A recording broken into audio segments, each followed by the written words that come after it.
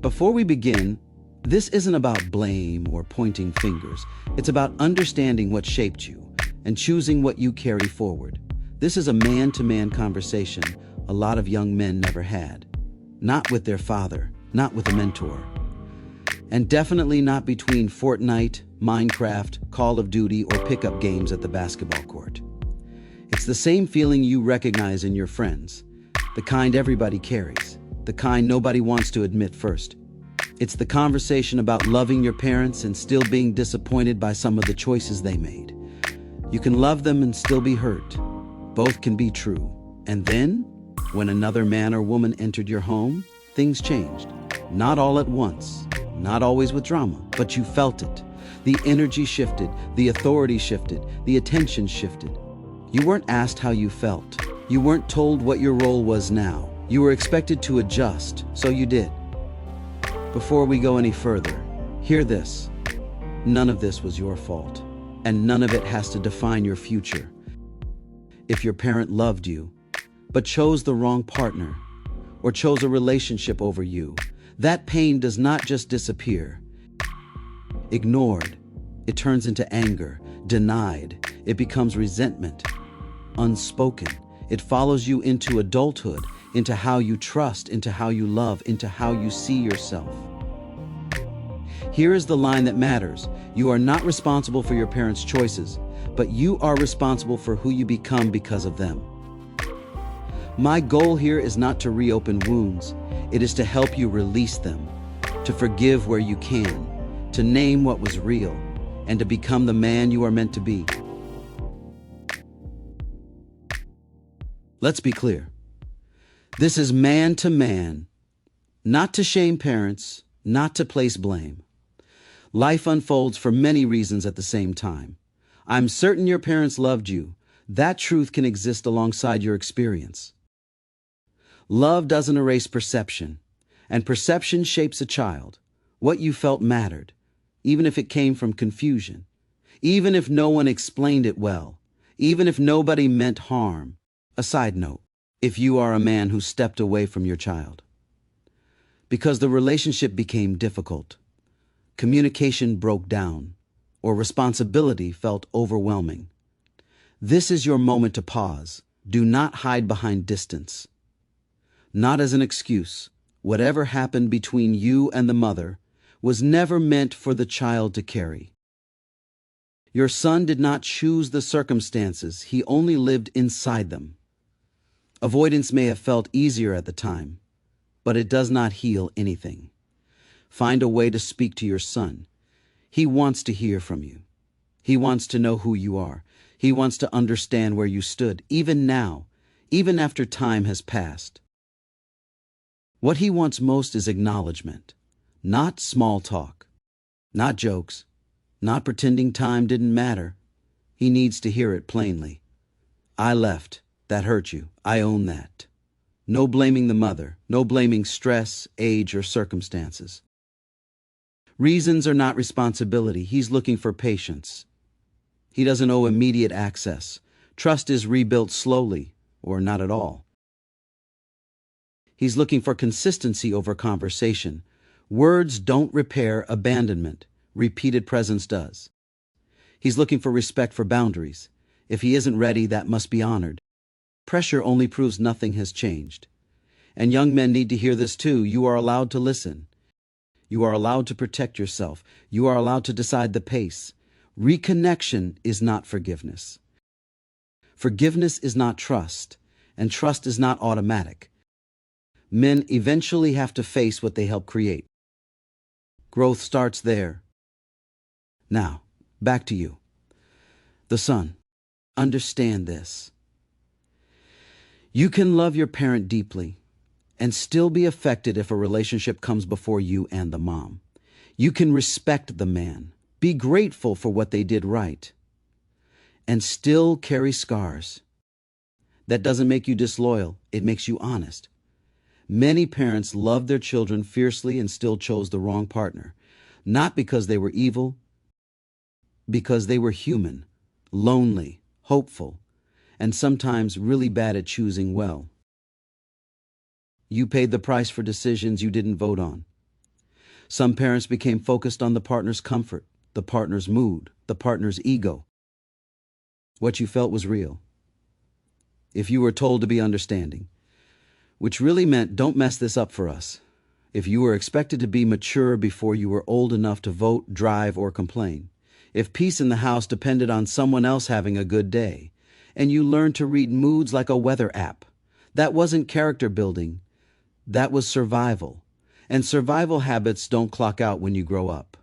They follow you into relationships, into boundaries, into self-worth. Despite it all, you are strong. You made it. Congratulations. You learned emotional fluency far earlier than you should have had to. That skill keeps you safe as a kid, but it can sabotage you as a man, unless you name it. I had a friend named Peter. Good man. Smart. However, when he was a kid, he was way more aware than a kid his age should have been. His mom loved him. That part matters. But she was always dressed in a way that made the room uncomfortable. Not stylish, not confident, inappropriate, too tight, too revealing, like she was competing for attention in the same space as her own child. Sometimes she dressed like a teenager, sometimes younger than him, always like she forgot who was watching. Peter noticed, his friends noticed, and the shame hit him before he had words for it. When friends came over, he was tense before they even walked in, because he never knew how she would show up, what she would wear, or what boundary might disappear that day. She did not step back. She leaned in. She tried to be cool, tried to fit in, tried to stay relevant. She overshared personal stories, relationship drama, adult thoughts kids are not built to hold. She pulled Peter into adult conversations, adult emotions, adult situations. As a child, relaxing was never the default. Watching was. At school, at events, anywhere people gathered, part of him was always watching, always anticipating embarrassment. He stopped inviting people over. Not because he did not want friends, but because he did not want to feel exposed. That kind of pressure sticks. It followed him into adulthood, into how guarded he was, into how uncomfortable attention made him, into how hard it was to trust closeness. For a long time, Peter thought he was the problem. Then one day he said something simple. She wanted to be seen. I needed to be protected. He forgave her, not to excuse the past, but to stop dragging it into the future. Then he forgave himself for not knowing what no one taught him. That was the moment clarity replaced confusion. He stopped carrying shame that was never his. He learned boundaries without cruelty, compassion without confusion. Today Peter is steady, quietly confident, grounded, not because the past was easy, but because he finally named it. Sometimes growth is not about becoming tougher, it is about becoming clearer. And then he made a promise. Quiet, firm, non-negotiable. I will be a good man regardless of how I was raised, regardless of what I lacked, regardless of who failed me. Today, Peter mentors younger men. He leads without bitterness, corrects without cruelty, shows up consistently, not because he had the perfect example, but because he chose to become one. Listen, this is important. If you decide to become a father, biology is not the standard. Your responsibility is. So quickly, let's talk responsibility. When you bring children into the world, or when you step into a child's life as a legal stepfather, your role is not optional, and it does not come with asterisks. Go all in. Don't leave anything on the table, even if the relationship changes, even if the marriage ends, even if the child is not biologically yours. If a child looks to you, listens to you, or models themselves after you, you are leading whether you accept it or not. And leadership means obligation. Love them, protect them, be present, be consistent. Don't compete with the child. Don't disappear when it gets uncomfortable. Don't outsource discipline and guidance to someone else. Show them how to be a man. Teach them how to think. Teach them how to handle pressure. Teach them what strength with compassion looks like. A child does not need perfection. They need reliability. A child does not need a title. They need a man who shows up. That applies whether you are a father by blood or a father by action. That's how cycles end. That's how leaders are formed. Your parents' choices do not define you, and they do not excuse who you become.